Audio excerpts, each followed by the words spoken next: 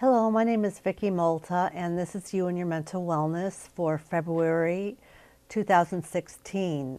And tonight I have a guest on, Judy Murray, who is involved with the Hearing Voices Network, which she's going to talk about, as well as founder of the Dignity and Advocacy Network.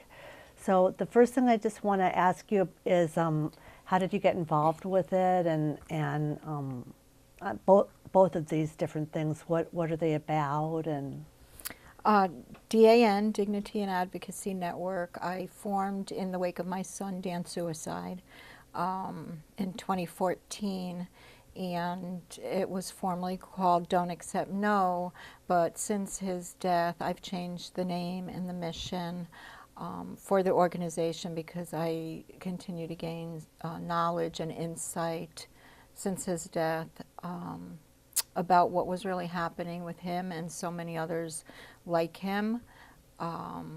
So a lot has changed to the organization. so before, it seemed the only alternatives for people who had mental health issues or heard voices was just to go to the hospital and be pumped up with medication, Right. and that didn't work for him, right? No, it doesn't work for many people. I, saw my son suffering like any parent, and I put my faith in the mental health system, and he had been in and out of it almost his whole life. And he was never heard. Even the therapy, first they try to suppress your emotions with medication, which I don't think belongs. Pharmaceuticals do not belong in the mental health system. It's about your mind. It's not a physical illness. And through his life, with all the different diagnoses, from ADHD, which was a misdiagnosis when he was younger, they continued to try to give him medication, and I went along with it, not knowing any different. This just suppressed any emotional pain he was having, and that's not the answer. So he was like a zombie, pretty much. He just wasn't. walking No, around. he wasn't really like that. But in his own head, he was. He didn't appear to others that way. But he would say all the time, "I don't want to take my meds. It numbs my mind," and it took away his personality. It took him away, even though he looked okay on the outside. They feel it in their mind that there's a change, and it's not the answer, especially when they're not allowed to express their emotions. So, so Dan, you named it after your son Dan, and after you realized that that the "Don't Accept No" wording wasn't working anymore, after he passed away, you changed it to the Dignity and Advocacy Network. Yeah, the whole organization was formed after he passed. It was originally DAN, Don't Accept No. I was, going after the hospital and everybody that treated him because they didn't allow me to be his voice, and forced him into the hospital and so on because he was an adult.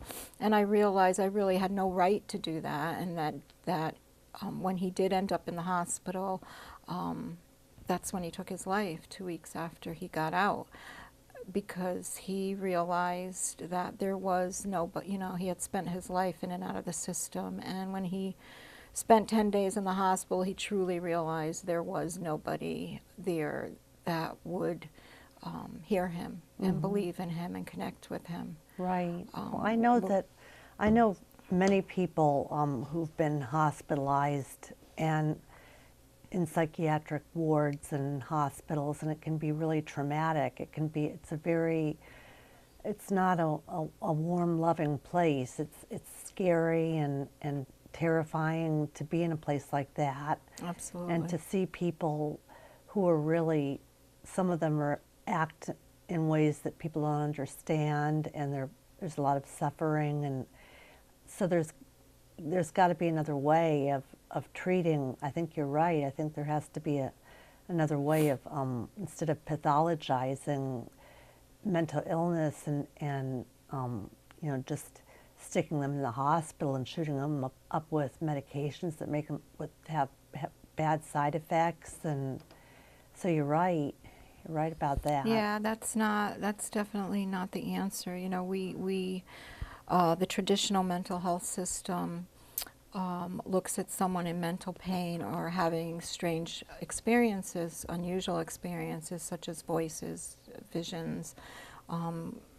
different thoughts, and perceptions. And, you know, once they make up their mind that the source of their experience is an illness, they look at it as it's invalid, and they attempt to suppress it with medications. And that's not the answer, because nobody's experience, it's an experience, it's not an illness, and nobody's experience should be viewed as being invalid. It is their personal experience, and I think that we really need to start paying attention to other people and realizing that just because we don't feel and experience the same thing doesn't mean that theirs is any less valid than what we go through. And don't you feel that people need to talk about it more and more, about things that the guest that I had on last month talked about how people don't talk about trauma, and she works at the PTSD center.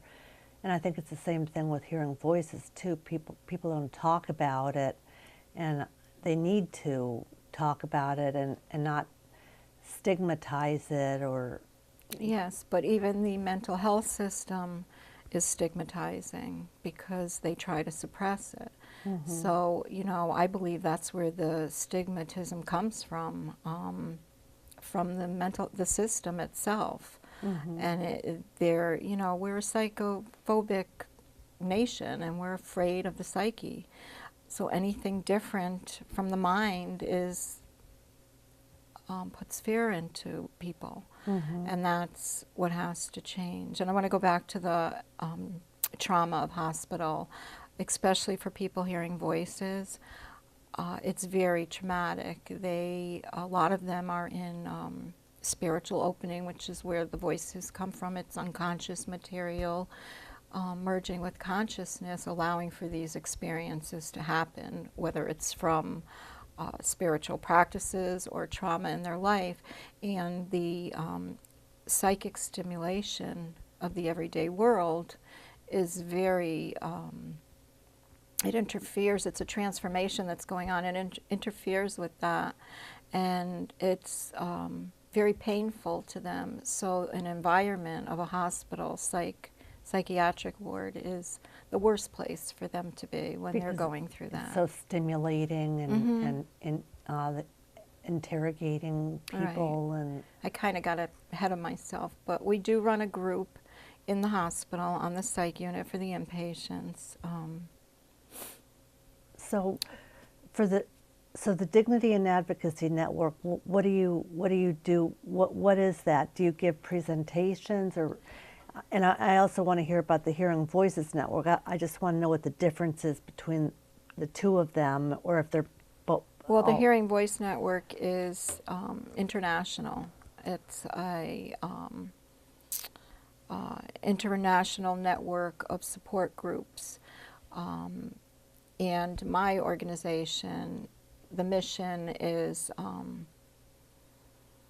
to refer people to the Hearing Voice Network and to many other places. Our mission is to educate, research, and service, and advocate for those hearing voices and mental pain, having other different perceptions. And I do present throughout the state at mental health facilities, psychiatric units in the hospital, state programs, schools, to educate. That's great. So, because I see here, it says here that pretty much what you said, it's the Hearing Voices Network is a 3-day training. If people want to get involved, Yes. if people want to get involved with this, and it's a support group, and people who hear voices share about they feel safe and they can share about their experiences of hearing voices and be Yes. validated and Yes, if you you can become a facilitator for Hearing Voice Network. Like I said, they're international. It originated in the Netherlands almost 30 years ago. It's been in the U.S. 10 years, in Connecticut almost 2 years. But there's already 17 groups, I think, in Connecticut, just in the state of Connecticut. So it's really taken off. And you can take the training and become a facilitator. Preferably to have a voice hearer as a facilitator, because it is a support group for people to go that are having to share their experiences of voices and other unusual thoughts and perceptions. And they offer them social belonging and an acceptance environment, and it's based on mutual respect and self-help, understanding. It's a stark contrast from the hospital setting. it probably helps them feel that they're not alone, you know, with it. Absolutely. That I think other that's, people. yeah, the most important thing, the feeling of a connection with someone, and the mental health system doesn't offer that, the traditional mental health system. Right. Think of it as a disease and An illness, Right, that right. requires fixing. right, right. It makes me think of other things too about the way the mental health system tries to coerce people into kind of fitting into like a cookie cutter model of like what a normal person should be like. Right. And Well, we have a very narrow understanding of normal in our country, and we need to really expand it. And I think a lot of things would change, especially in the mental health system. right. So you were talking a little bit about what hearing voices are. Can you just elaborate a little bit more on that for people who don't know that much about how they originate and how they can be used as a coping mechanism? Yes, hearing voices. I'm not a voice hearer. My son was, and you know, everything I talk about is in hindsight, and it's from since he's died that I've learned all of this and been surrounded by other voice hearers and the research and so on. And you know, hearing voices is becoming more and more common. 1 out of 10 people hear voices, and Oh, many really? do not seek help from the mental health system, and they live with their voices. And it almost seems once they do seek help from the mental health system is when it starts going downhill, because their perception is an illness and they need to suppress it with medication. And you can learn to live with your voices, as many people have through the Hearing Voice Network or even on their own. It's needs to be validated that this is a real experience and it belongs to you. And the medical model for psychiatry tells you it's not real and to ignore it. So it's complete contrast. And once you form a relationship with the voices, you are able to realize that it is a coping mechanism, and these voices relate to either trauma in your life, even going back to childhood, can relate to as a response to moods and thoughts and feelings you may have. They could be metaphoric or literal, and there's always meaning behind them. So when you face them and take control of them and change your relationship, people are living healthy lives with their voices. They accept it. They accept it, and they part of actually them. grow from it, rather than taking their lives or being chronically ill, as the medical model. And also, it makes you think too about when the medical model tries to take away the voices. It's like taking away a piece of who you are, a piece of who the person is. And sometimes the voices can be a comfort, just like just like you were saying about a Right. coping mechanism.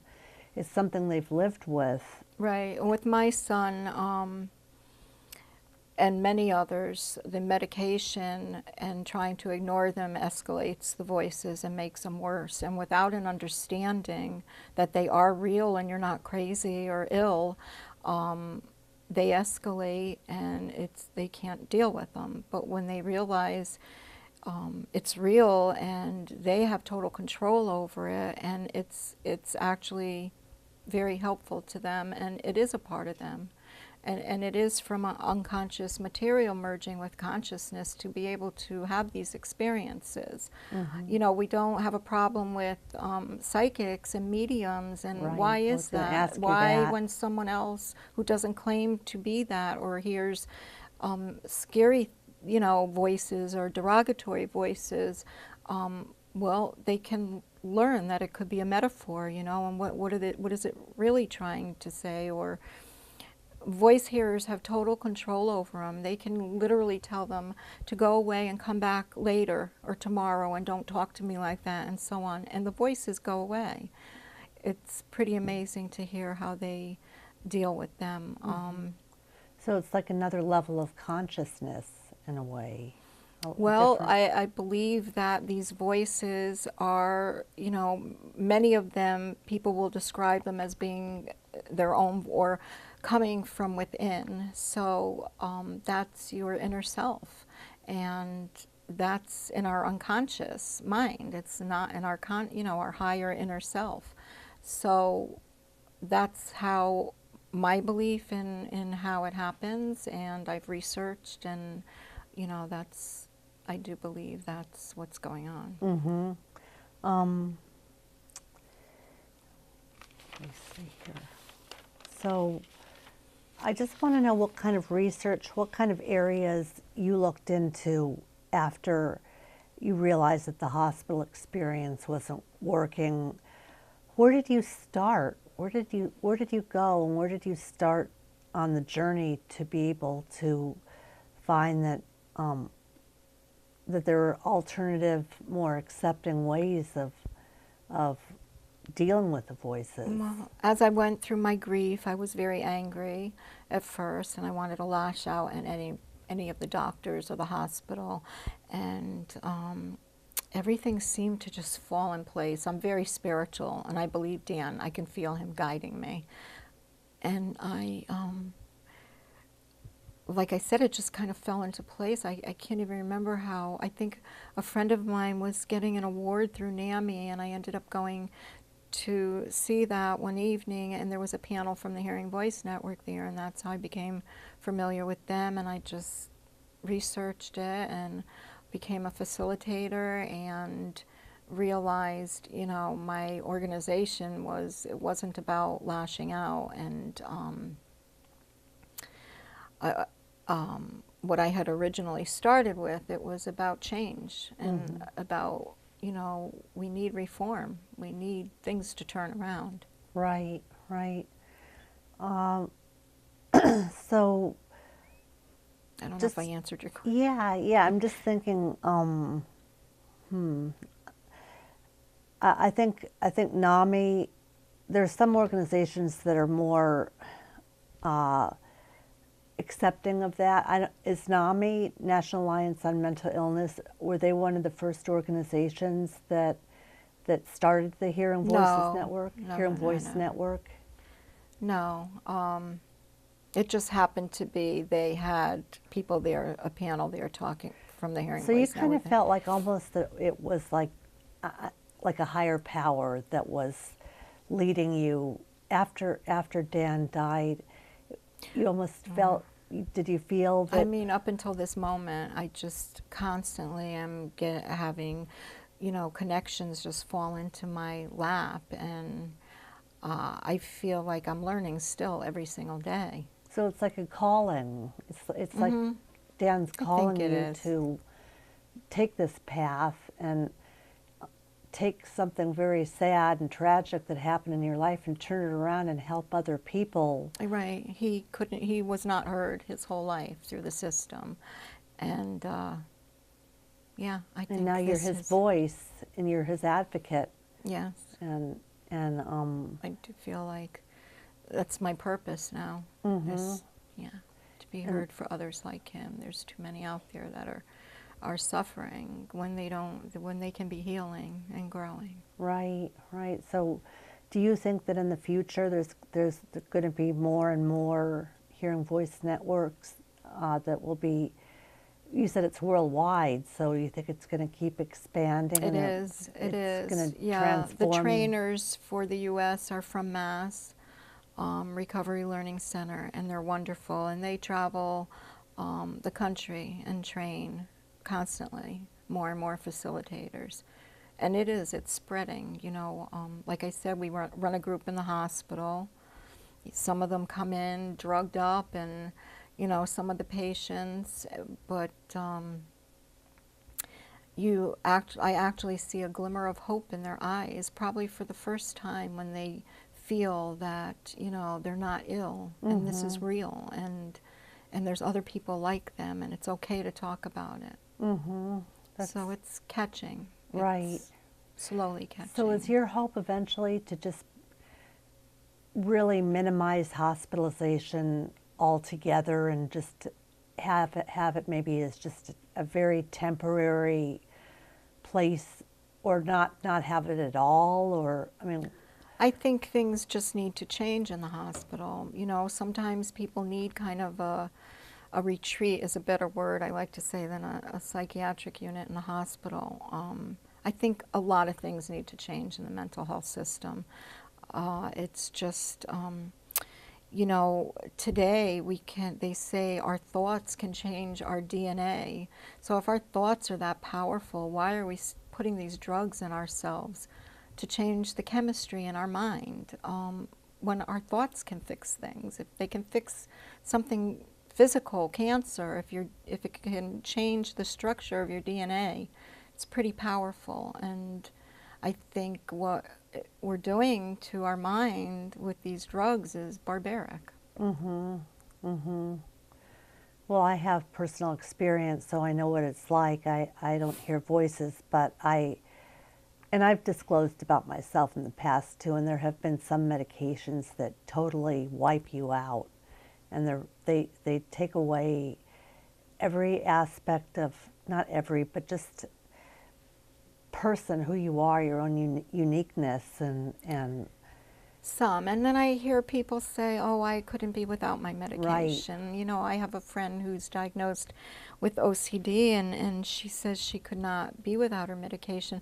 But even with hearing voices, schizophrenia, psychosis, or any of these so-called illnesses, they put you on these medications, and you end up with a chronic illness instead of becoming well. right. So when there's a way to live with these experiences and grow from them, why would we continue to choose to have these people medicated and be Right. chronically ill? And then, I really think the mental health system is broken, and I think that they put you through, it's like a I forget those ramps or whatever, those things put you through, apply for disability, take this medication, go to this therapy, and they cookie cut ideas of what, and then, a lot of people just kind of give up. They don't, they're just labeled with this label, which is really destructive, and to their self-esteem too. And Yeah, then they think they stop working, and they don't. that's what happened to my son. He would say to me all the time, Mom, you just don't get it. I'm not ADHD, I'm not bipolar, I'm not crazy, I'm just different. You don't get it.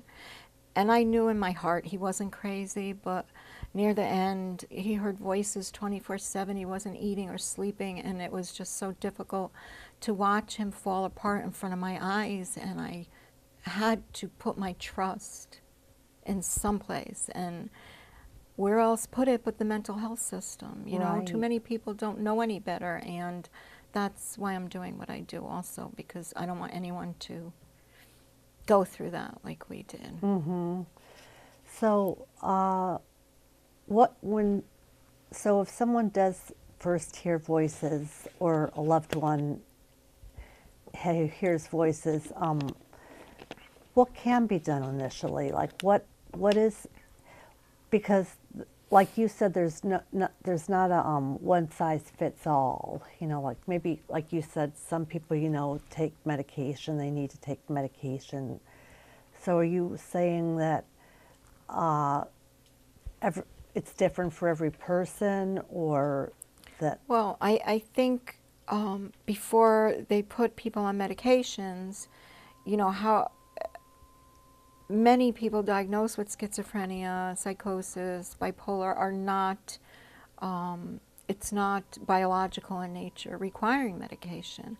So it's like playing Russian roulette. You don't know what it's going to do to the chemistry in their mind, because if it's not biological, then it's just mixing up the chemicals in their mind, and you don't know what's going to happen to them. With my son, he was on the meds for 6 weeks and in the hospital for 2 weeks when he started them, so maybe 4 or 5 weeks, and he became worse and worse. The voices became worse. Some of them are so they can make it worse. Right. So my thing is, rule out if it's a spiritual opening or it's not biological, and that's simply by sitting down and hearing someone, really hearing them, connecting with them so they're comfortable to open up to you, and then I would refer them to the Hearing Voice Network. Well, thank you, Judy. I really, there's no time left, and I wanted to ask you about what teachers can do to address childhood trauma, and I may, if it's all right with you, ask you back another time for you to talk about that. Sure, I have a lot too. more to say. Yeah. But thank you so much for being on the show, and I think a lot of people are going to learn a lot from what you've said, and so I want to thank you. And I hope so. Thank you, Vicki, for having me.